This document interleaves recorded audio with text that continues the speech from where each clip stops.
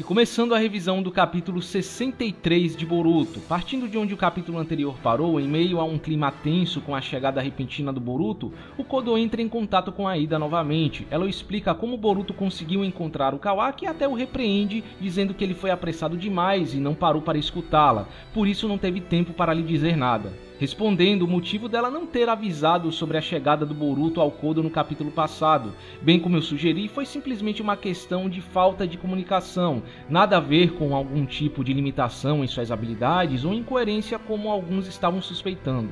Além disso, curiosamente ela também mostra não saber como Boruto conseguiu detectar o Kawaki, mesmo com ele ocultando seu chakra, e sugere que eles tenham algum tipo de conexão especial, reforçando ainda mais a ideia de que essa capacidade não seja algo comum, seja algo exclusivo deles, já que não vimos esse tipo de conexão com o Shiki.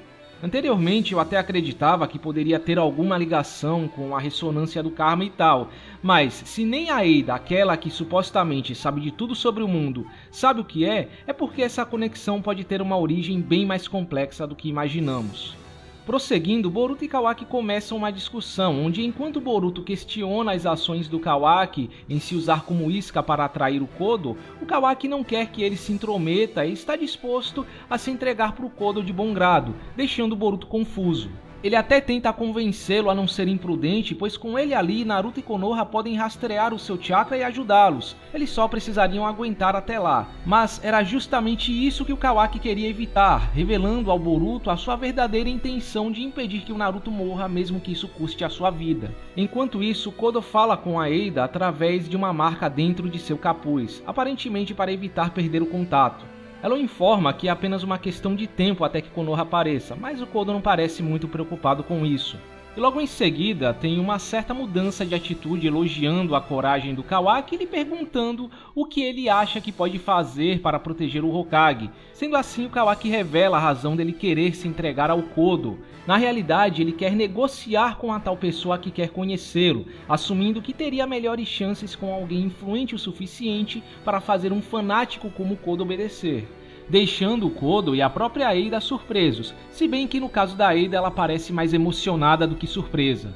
Sendo assim, após confirmar que o Kawaki estava completamente seguro de sua decisão, o Kodo pretende levá-lo imediatamente, até mesmo joga uma marca perto dele. Mas o Boruto entra no meio do diálogo dizendo para que eles parem de falar como se ele não estivesse ali, e há mais uma discussão entre ele e o Kawaki, dessa vez bem mais acalorada, onde o Boruto tenta convencer o Kawaki de que ele está errado, o Naruto nunca iria querer algo assim, mas o Kawaki continua insistindo na ideia, até mesmo grita com o Boruto dizendo que ele está fazendo isso pelo sétimo, não importa o que ele pensa, obrigando o Boruto a lhe dar um soco bem merecido, diga-se de passagem, e fazer um clássico discurso emotivo típico de protagonista de Battle Shonen, onde ele diz que o Kawaki pode fazer o que quiser, entende que ele quer proteger o seu pai, porém protegê-lo a qualquer hora está em seu direito, fazendo até mesmo a Eida reagir de forma bem exagerada ao discurso, mostrando ter uma certa atração pelo Boruto, mas esse aí já é um assunto para o final do vídeo. Prosseguindo, Kodo se apresenta ao Boruto, deixando clara a sua devoção aos Otsutskis, os considerando objetos de fé, seres quase divinos, o que também incluía o Boruto por ser o receptáculo do Momoshiki, apesar do Boruto não ligar muito para ele e considerá-lo apenas um mero subordinado. E por conta disso, ele estava em conflito sobre sacrificar o Boruto para cultivar o Shinju, porém ao mesmo tempo ele também queria provar qual seria a qualidade do sacrifício. E vendo que o Boruto não teria chances contra o Kodo, o Kawaki até tenta convencê-lo a fugir dali, mas o Boruto não vê outra alternativa. O Kodo não deixaria ele fugir tão facilmente e além disso, ele já conseguia enxergar que o Kodo não passava de um psicopata que não daria ouvidos a nada do que ele tinha a dizer. Enquanto isso, em Konoha, o Naruto precisa falar com o Boruto, mas percebe que ele saiu de perto dele. Por isso ele pede para o Nishi, o ninja encarregado da vigia, o encontre, mas obviamente ele não consegue encontrá-lo em nenhum lugar próximo. E mais uma vez repetindo o que eu disse na revisão passada para quem talvez esteja questionando o Naruto não usando o modo Sennin, ele está em contato com toda uma unidade sensorial, não há nada que ele faça que a unidade não possa fazer. Além disso, o anime já está dando certos indícios de que o chakra base do Naruto foi afetado pela perda da Kurama. É até dito que ele não pode mais usar ninjutsus da mesma forma que antes, e eu não duvido que isso pode ter se estendido para outras habilidades como o modo Sennin. Quem me garante que agora ele não tenha mais dificuldades para reunir e equilibrar energia natural? Que o modo Sennin não seja mais algo que ele pode ficar usando à torto e à direito como antes? Bom, e voltando ao Boruto, ele já está lutando com Kodo, com o Karma ativado e usando todas as suas melhores habilidades. Até mesmo chega a usar a velha tática usada pelo Naruto contra os Zabuza no arco do País das Ondas, se transformando em uma Shuriken para tentar pegar o Kodo de surpresa e atingi-lo com um Raiton de Raisen. Mas de nada adianta, o Kodo consegue esquivar se teleportando com as marcas de garra. Ao reaparecer, o Kodo até comenta sobre como a estratégia do Boruto foi interessante, como lutar com um ninja é emocionante, já mostrando que talvez, assim como Kawaki antes de ser acolhido por Konoha, ele não seja um usuário de ninjutsu.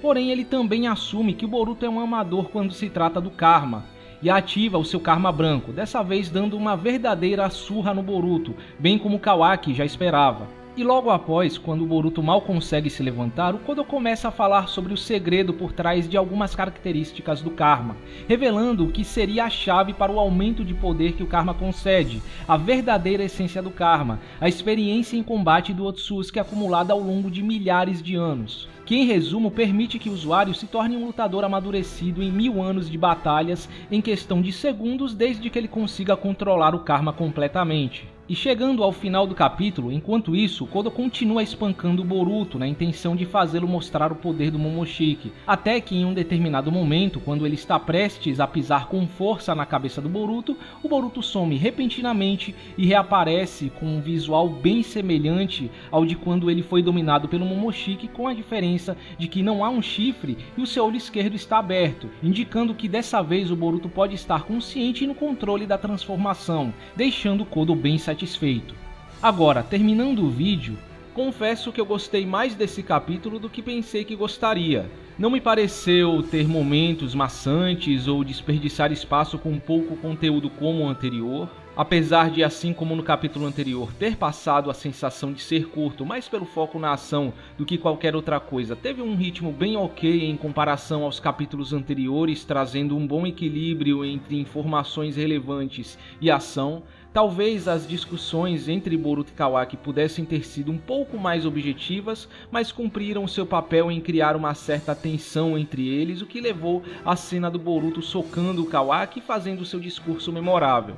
Bom, além disso, também dou um destaque ao Kodo, que deu um show à parte neste capítulo. Acho que pela primeira vez ele conseguiu passar um ar de verdadeiro vilão, com uma natureza brutal, porém ao mesmo tempo calculista e imponente até certo ponto.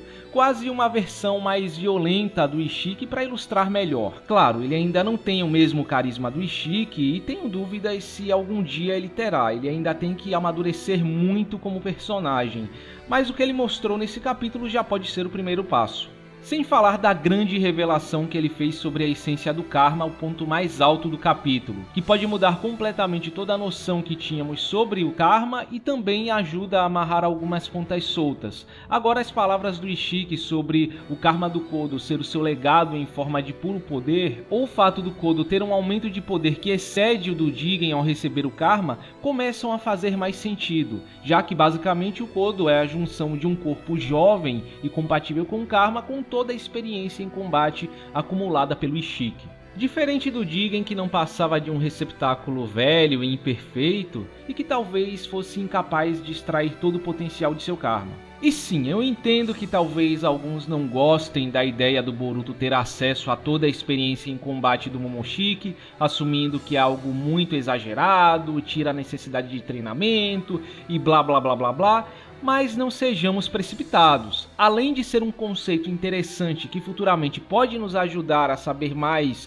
sobre o passado do Momoshiki ou do próprio clã Otsutsuki em si, pois pensem bem, se ele tem acesso às experiências em combate e ter acesso às memórias é um pulo, eu duvido muito que o Boruto terá acesso a toda a experiência em combate e habilidades do Momoshiki logo de cara. Certamente, como em maioria das transformações em Battle Shonen, terá suas limitações, efeitos colaterais e será gradual, sendo dividida em vários níveis, e a cada nível o Boruto vai tendo mais acesso às experiências do Momoshiki, o que talvez exija um certo treinamento. Além disso, Boruto pode, por algum tempo, negar esse poder e tentar evoluir por si mesmo, assim como Naruto com relação ao poder da Kurama em um determinado momento da história. Aliás, a mudança de design do Karma já indica que ele tenha várias formas diferentes, uma noção que já não é novidade no fandom. Já existe há um certo tempo com o próprio Jigen, que tem um Karma diferente, que se espalha por todo o corpo, e talvez até seja a forma final do Karma. Agora, como eu prometi no resumo com relação às reações exageradas da Eida,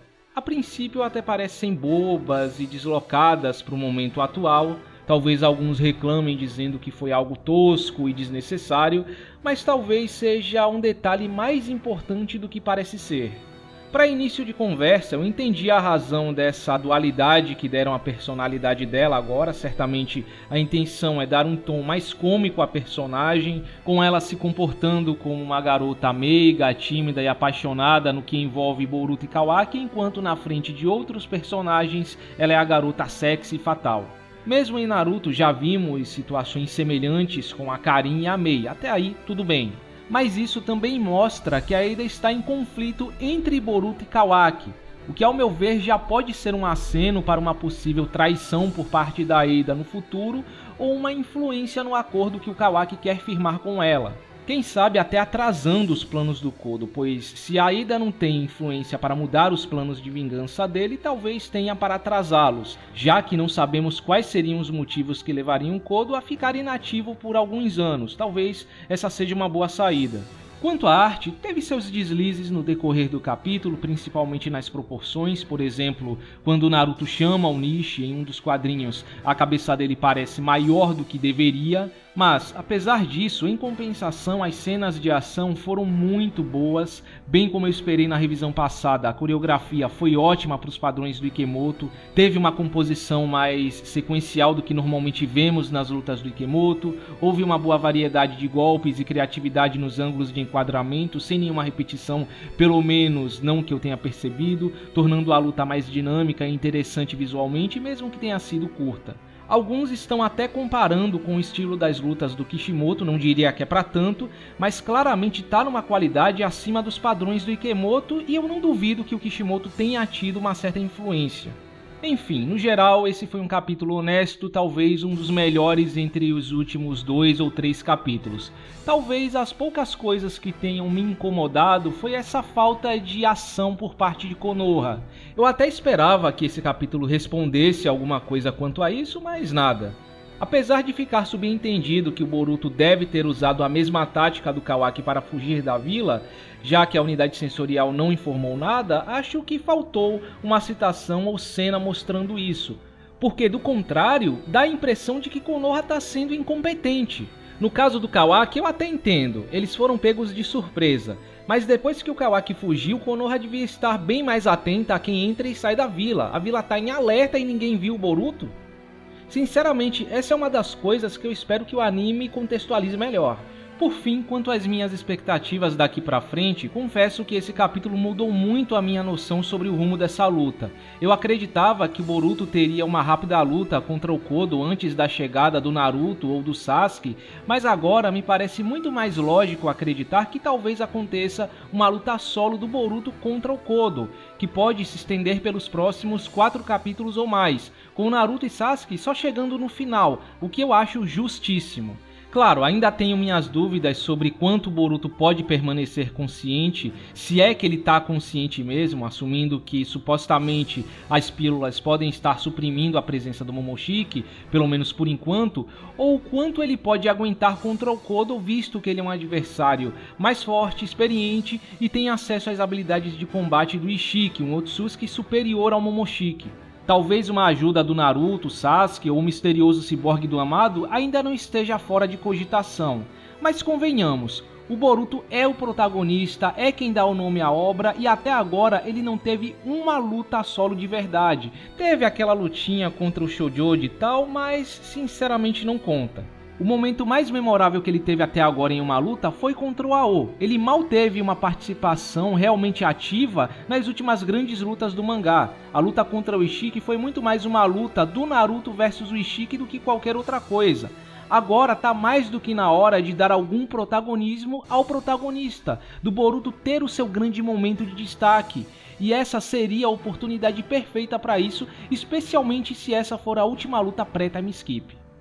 Bom, então é isso. Espero que vocês tenham gostado da revisão e nos vemos no próximo vídeo.